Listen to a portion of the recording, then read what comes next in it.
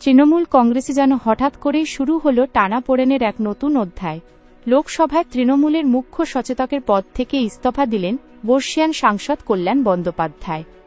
সোমবার মমতা বন্দ্যোপাধ্যায় দলের লোকসভা সাংসদদের নিয়ে ভার্চুয়াল বৈঠক শেষ করার পরপরই তিনি পদত্যাগপত্র পাঠান দলনেত্রীর কাছে।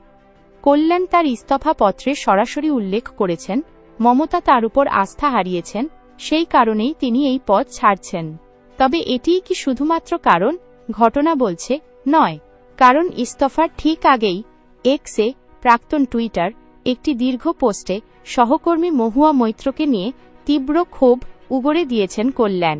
পোস্টে উঠে এসেছে অন্তর্দলীয় বিবাদ, মানসিক চাপ এবং দলে বিতৃষ্ণার আবহ।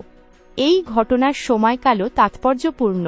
একই দিনে মমতা বন্দ্যোপাধ্যায় লোকসভায় তৃণমূলের দলনেতা হিসেবে সুদীপ বন্দ্যোপাধ্যায়ের পরিবর্তে অভিষেক বন্দ্যোপাধ্যায়ের নাম ঘোষণা করেন। অনেকের অনুমান, এই পরিবর্তনও কল্যাণের মনে অসন্তোষ তৈরি করেছে।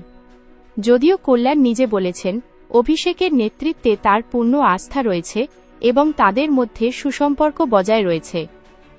সূত্রের খবর, অভিষেক কল্যাণকে ফোন করে অনুরোধ করেছেন অন্তত কয়েকদিন দায়িত্ব চালিয়ে যেতে। এমনকি দিল্লিতে গিয়ে তার সঙ্গে সরাসরি আলোচনার কথাও বলেছেন। এখন প্রশ্ন উঠছে, কল্যাণ কি তার সিদ্ধান্ত থেকে সরে আসবেন, নাকি দলীয় অন্তর্দ্বন্দ্ব আরও গভীর হবে? দলের অভ্যন্তরীণ সূত্রে জানা যাচ্ছে, ইস্তফাপত্র এখনও আনুষ্ঠানিকভাবে গৃহীত হয়নি। অতীতে এমন অনেক ঘটনা ঘটেছে যেখানে কল্যাণের সঙ্গে দলের দূরত্ব তৈরি হলেও কিছুদিন পরেই সমঝোতা হয়েছে।